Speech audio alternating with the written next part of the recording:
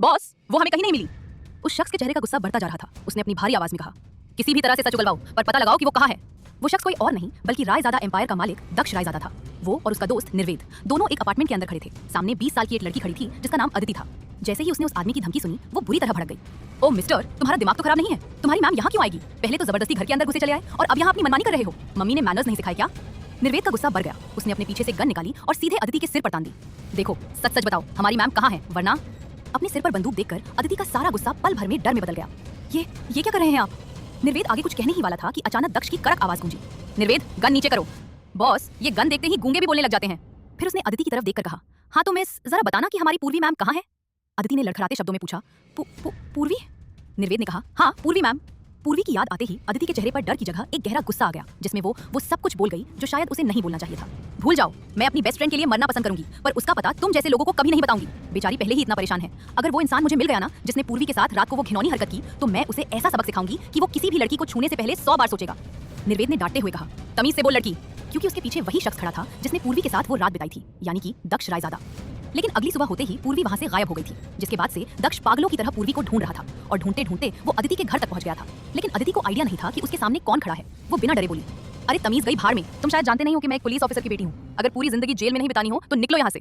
तभी अचानक अदिति का फोन बजने लगा। अदिति ने देखा और जैसे ही वो फोन उठाने लगी, दक्ष ने निर्वेद को आंखों ही आंखों में इशारा किया। इशारा पाते ही निर्वेद ने अदिति का हाथ पीछे पीठ की तरफ मरोड़कर उसे लॉक कर दिया। दक्ष आगे बढ़ा और जाकर कॉलर आईडी पर शो हो रहे नंबर को देखा। वो एक अननोन नंबर था। दक्ष ने फोन उठाया और अपने कान से लगाया। तभी उधर से एक बेहद प्यारी आवाज दक्ष के कानों में पड़ी, हेलो अदिति। और फिर उसने कुछ ऐसा कहा जिससे दक्ष के चेहरे पर शिकारी मुस्कान तैर गई। दक्ष ने तुरंत फोन काट दिया और निर्वेद की तरफ देखकर कहा, पता चल गया वो कहाँ है, चलो यहाँ से। इतना कहकर दक्ष आगे बढ़ गया। निर्वेद भी आगे बढ़ा। फिर कुछ सोचकर उसने अदिति से कहा, तुमने अपनी दोस्त के लिए मरना पसंद किया, आई लाइक इट। और फिर वो भी वहां से चला गया। उनके जाते ही अदिति ने जल्दी से अपना फोन उठाया और जैसे ही उसने कॉल हिस्ट्री देखी, वो हैरान रह गई, क्योंकि कॉल हिस्ट्री में अभी अभी आए उस कॉल का कोई नामो निशान नहीं था। अदिति ने अपना सिर पकड़कर कहा, अब पूर्वी को कैसे बताऊंगी कि जिससे वो भाग रही है वो तूफान उसकी तरफ बढ़ रहा है। पूर्वी ने जाते जाते अपना फोन अदिति के घर पर छोड़ दिया था, जिससे कोई भी उसका पीछा करते हुए उसके पास न पहुंच पाए। और अभी उसने अननोन नंबर से अदिति को कॉल किया था, लेकिन दक्ष ने कॉल हिस्ट्री डिलीट कर दी थी, जिसकी वजह से वो पूर्वी को कुछ भी नहीं बता सकती थी। इधर अदिति के घर से निकलते ही दक्ष ने अपनी सीट पर सिर टिका लिया और निर्वेद से कहा, दिल्ली के लिए जेट रेडी करो, और हाँ, अभी के अभी दिल्ली के सारे होटल्स में चेक करो कि पूर्वी नाम से कोई बुकिंग है या नहीं। मेरे दिल्ली पहुंचने से पहले मुझे उसका होटल पता होना चाहिए, समझे? पूर्वी कहीं और नहीं, दिल्ली में थी और अब दक्ष उसे ढूंढने के लिए जमीन आसमान एक कर रहा था। दक्ष ने अपनी आंखें बंद करते हुए कहा, मुझे बस वो एक बार मिल जाए। दक्ष अपनी आंखें बंद करके सीट पर सिर टिकाकर बैठ गया और उसके सामने पिछली रात का नजारा घूमने लगा। पिछली रात वो क्लब में था। उसने देखा पूर्वी जो नशे की हालत में बेसुध थी। उसे दो आदमी पकड़कर जबरदस्ती एक कमरे के अंदर ले जा रहे थे। कुछ देर बाद एक अधेड़ उम्र का आदमी नशे में धुत उस कमरे में जा रहा था। दक्ष की नजर जब उस पर पड़ी तो वो गुस्से से आग बबूला हो उठा। उसने अपने आदमियों को इशारा किया और उस आदमी को किडनैप करवा लिया और फिर थोड़ी देर बाद खुद उस कमरे में चला गया। डिम रोशनी में उसकी नजर बेड पर पड़ी पूर्वी पर गई, जिसने रेड कलर की ड्रेस पहनी थी। पूर्वी को देखते ही उसकी बेचैनी बढ़ने से लगी और दक्ष का नशा उस पर हावी होने लगा। उसने अपनी शर्ट के बटन खोले और उतारकर सीधे सोफे पर फेंक दिया। फिर वो धीरे धीरे पूर्वी की तरफ बढ़ने लगा। वो सीधा जाकर पूर्वी के ऊपर झुक गया। उसने ध्यान से पूर्वी के चेहरे को देखा, फिर उसके होठों की तरफ बढ़कर अपने होठ उसके होठों पर रख दिए और एक डीप किस करने लगा। कुछ देर बाद जब दक्ष ने पूर्वी को पूरी तरह अपना बना लिया तो उसके चेहरे पर एक जीत वाली स्माइल थी। कुछ तो बात है तुम में, वरना ऐसा नशा आज तक मुझ पर नहीं चढ़ा। दक्ष पूर्वी के चेहरे को बड़े प्यार से निहार रहा था। उसने पूर्वी के चेहरे पर आते बालों को प्यार से उसके कान के पीछे करते हुए कहा, मैं तुम्हें कभी खुद से दूर नहीं जाने दूंगा। आज से और अभी से तुम मेरी सुबह हो, तुम मेरी शाम हो और तुम ही मेरी जिंदगी। उसने पूर्वी को अपनी बाहों में कसकर भरा और फिर वो भी सो गया। अगले दिन सुबह जब दक्ष की आंख खुली, तभी उसकी नजर अपने सीने से चिपककर सो रही उस लड़की पर गई, जो किसी छोटे बच्चे की तरह उससे लिपट कर सो रही थी। दक्ष की नजर पूर्वी के गुलाबी होठों पर गई और उसने उसे फिर से किस कर दिया, जिससे पूर्वी की आंखें खुल गई और उसकी आंखें सीधा उस शख्स की काली और गहरी आंखों से जा टकराईं। जैसे ही पूर्वी को एहसास हुआ कि वो किसी के साथ एक बिस्तर पर है, तो वो तुरंत उस शख्स से दूर हो गई। उसने ब्लैंकेट से खुद को अच्छी तरह कवर किया और खड़े होकर गुस्से से बोली, कौन हो तुम? तुम्हारी हिम्मत कैसे हुई मेरे साथ ऐसी घटिया हरकत करने की? आज के बाद तुम किसी के साथ कुछ करने के लायक नहीं रहोगे। Wait and watch. इतना कहकर वो पागलों की तरह अपना फोन ढूंढने लगी। तभी दक्ष, जो अब तक बेड पर लेटा था, आराम से उठ खड़ा हुआ और मुस्कुराकर बोला, तुम इतनी घबरा क्यों रही हो? मुझे पता है तुम क्या करने वाली हो। रुको, मैं खुद तुम्हारी हेल्प कर देता हूँ। इतना कहकर दक्ष ने अपना फोन टेबल से उठाया, किसी का नंबर निकाला और पूर्वी के सामने स्क्रीन करते हुए कहा, यही है ना? पूर्वी ने जैसे ही वो नंबर देखा, वो पूरी तरह शॉक्ड हो गई। सिर्फ दो या तीन रिंग्स के बाद ही सामने से कॉल पिक हो गया। उसके कॉल उठाते ही दक्ष ने एक बार पूर्वी की तरफ देखा, जो बर्फ की तरह जम गई थी और सिर्फ दक्ष के फोन पर उस नंबर को देख रही थी। तभी दक्ष ने आगे कहा, हेलो मिस्टर मल्होत्रा, आपकी भेजी हुई लड़की ने कल रात मेरा काफी अच्छा एंटरटेनमेंट किया। चेक आपके ऑफिस पहुंच जाएगा। दूसरी तरफ से अंकुल ने चापलूसी करते हुए मुस्कुरा कर कहा, जी thank you so much sir, मैं सच में आपका आभारी हूँ कि आपको मेरा ये तोहफा पसंद आया। नेक्स्ट टाइम जब भी आपका मूड हो, आप मुझे कभी भी कॉल कर सकते हैं। जी जरूर, दक्ष ने कहा और कॉल डिस्कनेक्ट कर दिया। इधर बेड के पास खड़ी पूर्वी के पैरों तले जमीन खिसक चुकी थी। उसके आंसू रुकने का नाम नहीं ले रहे थे। वो सुन्न होकर खुद से ही बड़बड़ाई, अंकुल अंकुल मेरे साथ ऐसा कैसे कर सकता है? मैं तो उससे प्यार करती थी। और वो पूर्वी को याद था पिछली रात अंकुल, उसका बॉयफ्रेंड, जबरदस्ती उसे एक होटल के पब में लेकर गया था और कुछ देर बाद जब उसने अपना जूस पिया तो उसकी तबीयत खराब होने लगी थी। फिर क्या हुआ उसे कुछ भी याद नहीं था और सुबह जब नींद खुली तो वो किसी अजनबी के बाहों में थी। दक्ष ने एक ठंडी नजर पूर्वी पर डाली और बिना किसी इमोशन के कहा, वो तुम्हें किसी बूढ़े आदमी को बेच रहा था, इसलिए मैंने उस बूढ़े आदमी से ज्यादा पैसे देकर तुम्हें खरीद लिया। तो जब तक मैं वॉशरूम से आता हूँ तुम यही रुकना। इतना कहकर वो वॉशरूम की तरफ बढ़ गया। उसके जाते ही पूर्वी जैसे अपने ख्यालों की दुनिया से बाहर आई। वॉशरूम से पानी गिरने की आवाज आ रही थी, जिससे साफ था कि वो शख्स शावर ले रहा था। पूर्वी ने तुरंत अपने आसपास देखा। उसके कपड़े फर्श पर बिखरे थे जो फट चुके थे। तभी उसकी नजर सोफे पर रखी उस शख्स की व्हाइट शर्ट पर पड़ी। उसने बिना वक्त गवाए उसे उठा लिया। पूर्वी महज 5 फुट की हाइट, कमर तक लहराते काले बाल, गोरा रंग, तीखे नैन नक्श और गुलाबी होंठ। वो बेहद खूबसूरत थी, पर उसे अपनी इस खूबसूरती का रत्ती भर भी घमंड नहीं था, और यही सादगी उसे सबसे अलग बनाती थी। पूर्वी ने जल्दी जल्दी शर्ट के बटन बंद किए। शर्ट उसकी घुटनों से थोड़ी ऊपर तक आ रही थी। उसने एक गहरी सांस ली और रूम का दरवाजा खोलकर वहां से भाग निकली। सुबह के ठीक 6 बज रहे थे। पूर्वी को कुछ समझ नहीं आ रहा था कि वो इस हालत में कहाँ जाए। घर जाने का तो सवाल ही पैदा नहीं होता था। पास में उसका फोन भी नहीं था। तभी उसे लॉबी में एक लेडी दिखाई दी। पूर्वी भागती हुई उसके पास गई और हाफते हुए बोली, मैम प्लीज, क्या आप मुझे 2 मिनट के लिए अपना फोन देंगी? मुझे अपनी फ्रेंड को एक अर्जेंट कॉल करना है। उस लेडी ने पूर्वी को ऊपर से नीचे तक एक अजीब नजरों से देखा। पूर्वी ने सिचुएशन को संभालते हुए तुरंत कहा, मैम प्लीज देखिए, मैं इस हालत में बाहर नहीं जा सकती। आप भी एक औरत हैं, प्लीज मेरी मजबूरी समझिए। पूर्वी की आंखों में बेबसी देखकर वो लेडी मान गई और अपना फोन उसके हाथ में दे दिया। पूर्वी ने कांपते हाथों से अदिति का नंबर डायल किया। कुछ ही रिंग्स के बाद कॉल उठ गया। हेलो, कौन है सुबह सुबह? दूसरी तरफ से अदिति की नींद से भरी आवाज आई। पूर्वी ने रोते हुए कहा, हेलो अदिति, प्लीज मुझे नाइट क्लब के पास लेने आ जा, मैं बहुत बड़ी मुसीबत में हूँ। हे भगवान, पूर्वी ये तुम हो? और तुम्हारा फोन कहाँ है? ये किसका नंबर? ओ गॉड अदिति, 2 मिनट में पहुंचो प्लीज। पूर्वी ने पैनिक करते हुए कहा और कॉल कट करके उस लेडी को थैंक्स कहते हुए फोन वापस कर दिया। कुछ ही देर में अदिति की कार बाहर रुकी। पूर्वी ने तुरंत आकर कार का दरवाजा खोला और बैठते ही कहा, सीधा अपने घर चल। अदिति ने कार आगे बढ़ाते हुए उसे छेड़ा। ओहो मैडम, कहाँ अपनी जवानी बिखेर के आ रही हो? नॉट फेयर, अपनी बेस्ट फ्रेंड को बताया तक नहीं। अदिति स्टॉप इट, कुछ भी मत बोल। पूर्वी की आंखों से आंसू बहने लगे। वो अंकुल, वो कोई इंसान नहीं है, तुझे पता है उसने मेरे साथ क्या किया? अदिति ने पूर्वी को रोते देख तुरंत कार साइड में रोकी और गुस्से में बोली, क्या किया उसने? तू बस मुझे बता। जानती है ना मेरे डैड पुलिस में है, ऐसी मार पड़वाऊंगी ना कि वो चलने लायक नहीं बचेगा। पूर्वी ने खुद को संभालते हुए कल रात से लेकर सुबह तक की पूरी कहानी अदिति को सुना दी। जैसे जैसे पूर्वी की बात आगे बढ़ रही थी, अदिति का गुस्सा 7वें आसमान पर पहुंच रहा था। उसका बस चलता तो वो इसी वक्त अंकुल को जान से मार देती। उस हरामजादे की इतनी हिम्मत, उसे तो मैं जिंदा नहीं छोड़ूंगी। अदिति ने गुस्से में कार की स्पीड बढ़ाई तो पूर्वी ने तुरंत उसका हाथ पकड़ा। नहीं अदिति, अभी हम कुछ नहीं कर सकते। अगर घर पर मम्मी पापा को पता चला तो वो टूट जाएंगे, उनके बारे में सोच। अदिति ने फिर से एक गहरे गुस्से के साथ स्टीयरिंग व्हील पर हाथ मारा। मैं शुरू से जानती थी कि वो अंकुल टेढ़ा इंसान है, उसकी वो मीठी मीठी बातें। अब देख, मैं सही थी ना उस वक्त। पूर्वी ने अपनी गर्दन झुका ली। अदिति ने थोड़ी देर बाद पूर्वी की तरफ देखा और पूछा, वैसे वो शख्स दिखने में कैसा था? अगर वो तुझे फिर से मिला तो? कभी नहीं। पूर्वी की आंखों में गुस्सा उतर आया। उसे सब पता था, फिर भी उसने चंद पैसों के लिए मेरी लाइफ बर्बाद कर दी। मैं उसका चेहरा भी नहीं देखना चाहती। दूसरी तरफ होटल के उसी रूम में दक्ष गुस्से से पागल होकर चक्कर काट रहा था। उसने मुट्ठियां भींचते हुए खुद से कहा, ये तुमने बहुत बड़ी गलती की मिस। तुम्हारी हिम्मत कैसे हुई मुझे इस तरह धोखा देकर भागने की? बस एक बार मिलो, ऐसा हाल करूंगा कि दोबारा मुझसे दूर भागने के बारे में सोचोगी भी नहीं। तभी रूम का दरवाजा नॉक हुआ। निर्वेद अंदर आया और सिर झुकाकर बोला, बॉस वो कहीं नहीं मिली। दक्ष ने टेबल पर हाथ मारते हुए कहा, निर्वेद मुझे नहीं पता तुम क्या करोगे, पर मुझे वो लड़की किसी भी कीमत पर चाहिए। निर्वेद ने आगे बढ़कर कहा, देख एक दोस्त के नाते कह रहा हूँ, क्यों इतना हाइपर हो रहा है? एक लड़की ही तो है, तू कहे तो मैं उससे भी अच्छी हजारों लड़कियां। नहीं, मुझे सिर्फ वही चाहिए। उसने निर्वेद को बीच में ही टोक दिया। निर्वेद ने हैरान होकर पूछा, आखिर ऐसा क्या है उस लड़की में? कल रात तिगुना पैसे दिए तूने उसके लिए, और अब? दक्ष ने खिड़की के बाहर देखते हुए एक गहरी सांस ली। वो लड़की नहीं, एक नशा है, और मुझे वो नशा हर रोज चाहिए। मुझे अब कोई और लड़की नहीं चाहिए, सिर्फ वही चाहिए। ठीक है, मैं उस अंकुल से बात करता हूँ, शायद उसे पता हो कि वो कहाँ है। निर्वेद ने कहा और रूम से बाहर निकल गया। दक्ष की नजर फिर से उस खाली बेड पर गई। उसके सीने में एक अजीब सी बेचैनी और अधूरापन घर कर चुका था। उसने खुद से कहा, तुम मुझसे अब भाग नहीं सकती। इधर अदिति के रूम में पूर्वी सोफे पर बैठी बेहद परेशान दिख रही थी। यार अदिति, मुझे शहर से कहीं दूर जाना है, मैं यहाँ चैन से सांस भी नहीं ले पा रही हूँ। अदिति ने तुरंत आइडिया दिया और वो आइडिया पूर्वी को सही लगा। आइडिया बुरा नहीं है। सुन, मैं फोन लेकर नहीं जा रही हूँ। अगर किसी का भी कॉल आए तो किसी को मत बताना कि मैं कहाँ हूँ। मैं पहले खुद को संभाल लूँ, फिर इस अंकुल को सबक सिखाऊंगी। 2 घंटे बाद पूर्वी वहां से निकल गई। वहीं पूर्वी को ढूंढने के लिए दक्ष ने जमीन आसमान एक कर दिया था। निर्वेद ने फोन पर अंकुल की क्लास लगाते हुए पूछा, देखो अंकुल, बॉस का दिमाग ऑलरेडी बहुत खराब है, जल्दी से बताओ वो लड़की जो कल रात सर के साथ थी वो कहाँ है? अंकुल ने घबराते हुए कहा, देखिए मैं सच में नहीं जानता, मैंने उसके घर भी फोन किया पर वो घर पहुंची ही नहीं। उसकी बेस्ट फ्रेंड को भी कॉल किया पर उसने भी मना कर दिया। मुझे तो ये समझ नहीं आ रहा कि अदिति को कैसे नहीं पता कि पूर्वी कहाँ है। अंकुल पूर्वी का बॉयफ्रेंड था, लेकिन इसने पूर्वी को ड्रग्स देकर उसे किसी बूढ़े आदमी को कुछ पैसों के लिए बेच दिया था। लेकिन जब उस क्लब में दक्ष ने जब पूर्वी को देखा तो पहली नजर में दिल दे बैठा था, और जब उसे अंकुल के मंसूबे के बारे में पता चला तो उसने और ज्यादा पैसे देकर पूर्वी को हमेशा के लिए अपना बना लिया था। और अब पूर्वी के बिना उसका एक एक पल सदियों के बराबर था। निर्वेद ने तुरंत पूछा, अदिति उसका एड्रेस दो मुझे। अंकुल ने तुरंत उसे एड्रेस सेंड कर दिया। इधर निर्वेद कार ड्राइव कर रहा था कि तभी उसके फोन पर बॉस की कॉल फ्लैश हुई। उसने तुरंत फोन को लाउड स्पीकर पर डाला। Yes boss. दूसरी तरफ से दक्ष ने भारी और कड़क आवाज में पूछा, क्या हुआ निर्वेद, पता चला? निर्वेद ने बताया, मैम की एक दोस्त है अदिति, मैं उसी के घर जा रहा हूँ, मुझे पूरा डाउट है कि वो वहीं है। एक काम करो, मुझे एड्रेस भेजो, मैं भी आ रहा हूँ। दक्ष ने हिदायत दी और कॉल कट कर दिया। कुछ देर बाद निर्वेद अदिति के अपार्टमेंट के बाहर खड़ा था। तभी पीछे से दक्ष की ब्लैक लग्जरी कार भी आकर रुकी। दोनों ने जैसे ही अदिति के घर की डोरबेल बजाई, दरवाजा खुला। सामने अदिति थी, लेकिन उसने बिना देखे ही बोलना शुरू कर दिया, क्या भैया कितना टाइम लगाते हो? आधे घंटे पहले कॉल किया था और आप अब आ रहे हो? Oh hello. निर्वेद ने कुछ कहना चाहा पर अदिति ने उसे बीच में ही टोक दिया। हाँ ठीक है, अब आओ और जल्दी से बाथरूम का नल ठीक करो। वैसे आजकल प्लम्बर भी इतने महंगे कपड़े पहनने लगे क्या? खैर छोड़ो, अंदर आओ। अदिति नॉन स्टॉप बोले जा रही थी। निर्वेद के पास खड़े दक्ष को अदिति की बात पर हल्की सी हंसी आ गई। निर्वेद ने जब देखा कि उसके खड़ूस बॉस उस पर हंस रहे हैं तो उसका पारा चढ़ गया। उसने अदिति को घूरते हुए कहा, जस्ट शट अप, तुम्हारा दिमाग घुटनों में है क्या? मैं तुम्हें किस एंगल से प्लम्बर लगता हूँ, यू इडियट? सीधे सीधे बताओ, क्या हमारी मैम यहाँ है? अदिति ने उंगली दिखाते हुए कहा, ओ मिस्टर, अब तुम अपनी लिमिट क्रॉस कर रहे हो। क्या तुम अदिति हो? निर्वेद ने कड़क आवाज में पूछा। हाँ, पर तुम्हें क्या? पूर्वी मैम कहाँ है? निर्वेद ने सीधा सवाल किया और बिना उसकी परमिशन के घर के अंदर घुस गया। उसके पीछे पीछे उसके बॉस भी अंदर आ गए। अदिति के घर में उन्हें पूर्वी नहीं मिली, पर एक कॉल ने दक्ष की खोज पूरी कर दी थी। वो दिल्ली में थी और अब दक्ष के लिए उसके पास पहुंचना आसान था। इस बात से अनजान पूर्वी दिल्ली में अदिति की जगह पर इवेंट मैनेजमेंट के काम से गई थी, इसलिए वो सीधे उसका काम संभालने लगी। वो शादी वाले वेन्यू पर थी और लगातार वेंडर्स को इंस्ट्रक्शंस दे रही थी। भैया क्या कर रहे हो? ये झालर ऐसे नहीं, यहाँ जितने भी पिलर्स हैं ना, उन पर अच्छे से लपेटो।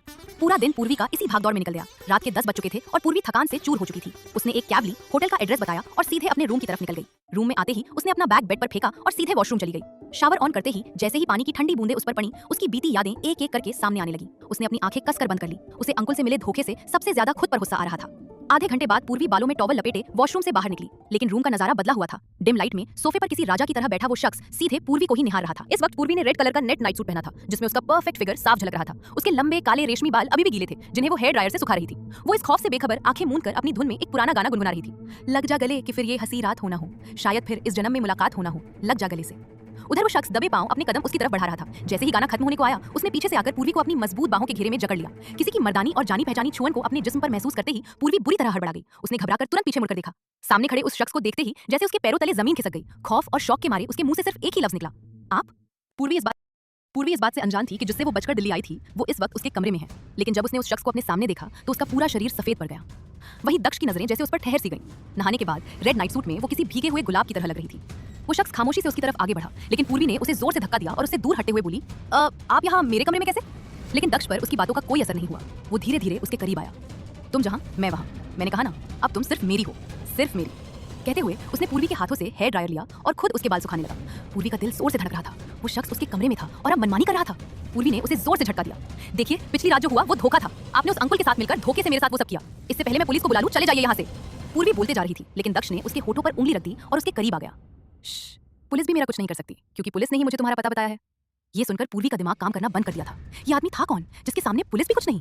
पूर्वी कुछ कहना चाहती थी, लेकिन दक्ष उसके कान के पास आया और बेहद धीमी, मदहोश कर देने वाली आवाज में कहा, तुम मुझसे भागना चाहती थी और मैंने एक दिन पूरा होने से पहले ही तुम्हें ढूंढ लिया। तो सोचो मैं क्या कर सकता हूँ। इसलिए चुपचाप मैं जैसा करते जाऊँ वैसा करती जाओ, क्योंकि पुलिस भी तुम्हारी मदद नहीं कर सकती। पूर्वी का गला सूख रहा था। वो बहुत कुछ कहना चाहती थी, लेकिन दक्ष की मौजूदगी ने ही उसे खामोश कर दिया था। दक्ष ने अपना फोन निकाला और पूर्वी के सामने ही दिल्ली के कमिश्नर से बात की। उनकी बातों से साफ था कि दक्ष पूर्वी तक पुलिस की मदद से पहुंचा है।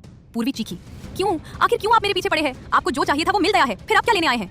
पूर्वी की आंखें भर आई थी, लेकिन दक्ष के जवाब ने उसे खामोश कर दिया था। दक्ष ने उसके आंसू को प्यार से पूछा और कहा, आज के बाद ये आंसू कभी मत बहाना। तुम्हें उस अंकुल ने बेच दिया, लेकिन मैं ऐसा नहीं करूंगा। मैं तुम्हारी तरफ उठने वाली आंखों को नोच लूंगा। पहली बार पूर्वी को किसी अजनबी में अपनेपन का एहसास हुआ। दक्ष ने किसी बच्चे की तरह उसे सीने से लगा लिया और उसे प्यार से चुप कराने लगा। पूर्वी उसकी बाहों के आगोश में आकर धीरे धीरे पिघलने लगी। कुछ देर बाद जब वो शांत हुई, दक्ष ने उसे खुद से दूर किया और बेहद जेंटल तरीके से पूर्वी को चेयर पर बिठाया। वो उसके रेशमी बालों को इतनी केयर से सुखा रहा था जैसे वो दुनिया का कोई सबसे कीमती खजाना हो। पूर्वी शीशे में गौर से उस शख्स को देख रही थी।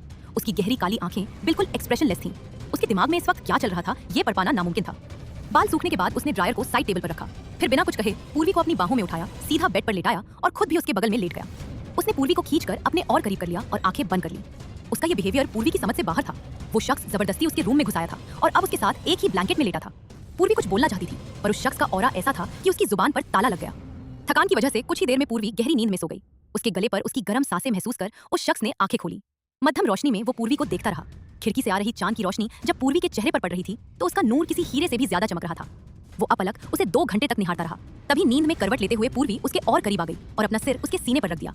नींद में किए गए पूर्वी के इस छोटे से मूव ने उस शख्स के दिल में एक अजीब सी हलचल पैदा कर दी। उसके जिस्म की छुअन और बालों से आती वो भीनी भीनी खुशबू, सब कुछ बेहद अलग था। उसने धीरे से अपने हाथ बढ़ाए और उसकी कमर को कसकर अपने घेरे में ले लिया। अगले दिन सुबह पूर्वी गहरी नींद में थी। उसे इस तरह सुकून से सोता देख दक्ष को दिल में एक अजीब सी शांति मिल रही थी। तभी अचानक पूर्वी का फोन बजने लगा।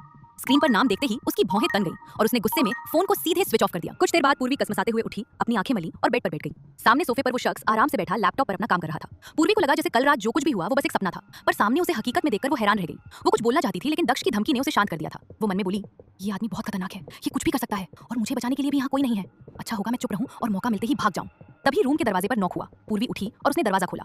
बाहर इवेंट क्रू का वही लड़का खड़ा था। लड़के ने पैनिक करते हुए कहा, दी मैं आपको कब से कॉल कर रहा हूँ, वहाँ वेन्यू पर सारा काम पेंडिंग पड़ा है और आप फोन स्विच ऑफ करके बैठी हैं। पूर्वी ने चौंक कर पूछा, व्हाट? टाइम क्या हो रहा है? दी सुबह के 10 बज रहे हैं। पूर्वी ने कहा, तू 5 मिनट रुक, मैं बस अभी आई। पूर्वी ने रूम लॉक किया और अपना फोन ढूंढने लगी जो साइड टेबल पर रखा था। तभी पीछे से दक्ष की भारी आवाज आई, मुझे तुमसे बात करनी है।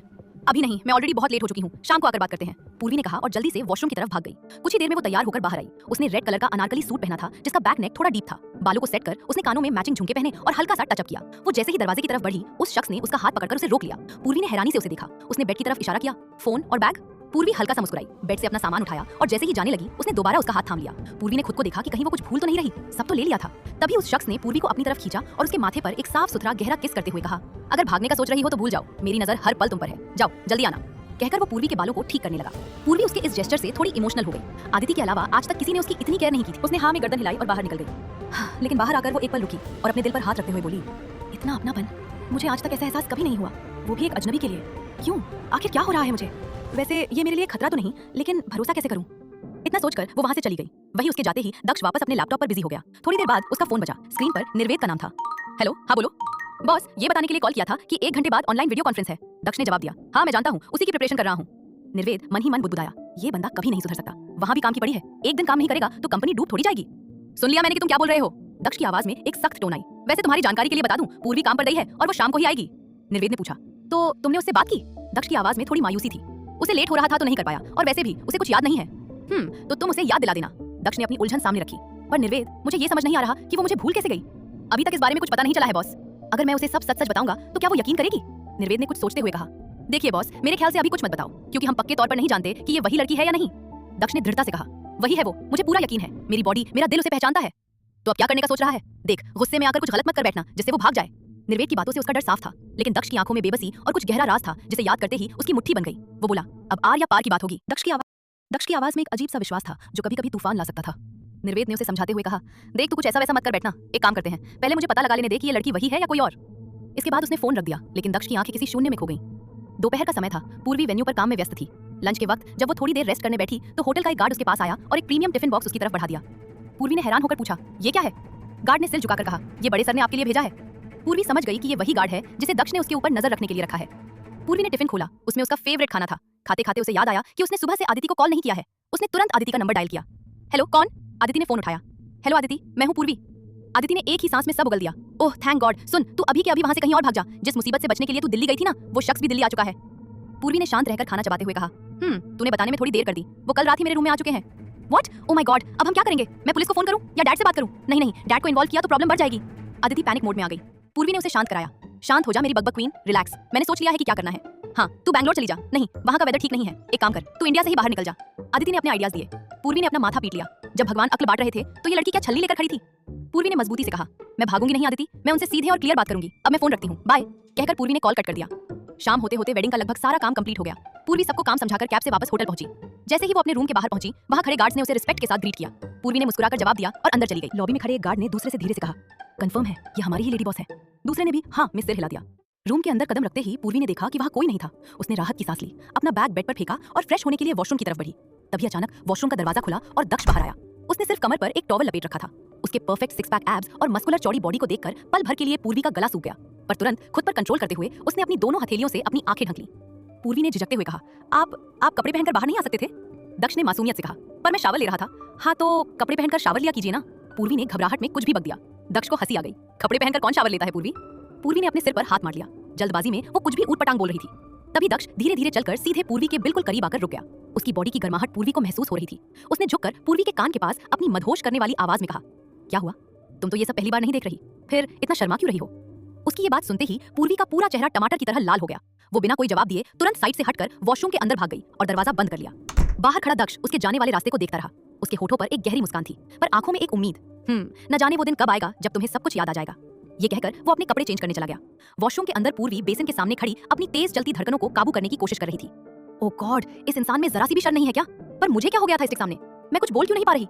उसने खुद से कहा और शावर ऑन कर दिया। दिन भर की थकान के बाद गर्म पानी उसे काफी रिलैक्स कर रहा था। शावर लेने के बाद पूर्वी ने अपना कंफर्टेबल नाइट सूट पहना और बालों को टॉवल से सुखाते हुए बाहर आई। उसने देखा कि वो शख्स अब पूरे कपड़ों में था और टेबल पर डिनर सर्व कर रहा था। ऐसा क्यों लगता है जैसे इसके साथ कोई कनेक्शन है? तू भी ना पूर्वी, क्या सोच रही है? लेकिन जैसे ही पूर्वी की नजर टेबल पर पड़ी, उसकी आंखें हैरान रह गईं। ये तो मेरी फेवरेट डिशेस है, आपको कैसे पता? दक्ष ने उसकी तरफ देखा। उसकी आंखों में एक अजीब सा दावा था। उसने चेयर खींचते हुए कहा, तुमसे जुड़ी हर छोटी बड़ी बात मुझे पता है पूर्वी, चलो आओ खाना खा लो। पूर्वी खामोशी से चेयर पर बैठ गई। उसने उसकी आंखों में देखते हुए गंभीर आवाज में कहा, मुझे तुमसे बहुत जरूरी बात करनी है। दक्ष ने खाने की प्लेट उसकी तरफ बढ़ाई और शांत लहजे में कहा, तुमसे जुड़ी हर बात मुझे पता है, चलो आओ खाना खा लो। दक्ष ने कहा तो पूर्वी चेयर पर बैठ गई। पूर्वी बेहद आराम में खाना खा रही थी और दक्ष की नजरें तो सिर्फ पूर्वी पर ही थी। पूर्वी महसूस कर पा रही थी कि वो शख्स उसे ही देख रहा था। पूर्वी ने बड़ी मुश्किल से अपना खाना खत्म किया और फिर वहां से उठकर वॉशरूम में चली गई। मिरर में खुद को देख पूर्वी ने कहा, पूर्वी डरने की कोई जरूरत नहीं है, तुम ये कर सकती हो, वो तुझे खाएगा नहीं, तुम कर सकती हो पूर्वी, तुम कर सकती हो। 2-3 गहरी सांस लेने के बाद पूर्वी ने डोर खोला और बाहर आ गई। उसने देखा वो शख्स सोफे पर बैठा लैपटॉप में काम कर रहा था। पूर्वी ने उसके सामने जाकर हिम्मत कर अपने हाथों की मुट्ठी बनाई और कहा, मुझे बात करनी है। कहो, उस शख्स ने लैपटॉप में काम करते हुए कहा। आप यहाँ मेरे रूम में क्यों आए हैं? मैंने आपसे कहा था ना कि जस्ट शट अप। तुम्हारी हिम्मत कैसे हुई मुझसे ये सब कहने की? हाँ। दक्ष की आंखों में अचानक गुस्सा देखकर पूर्वी सहम उठी। दक्ष,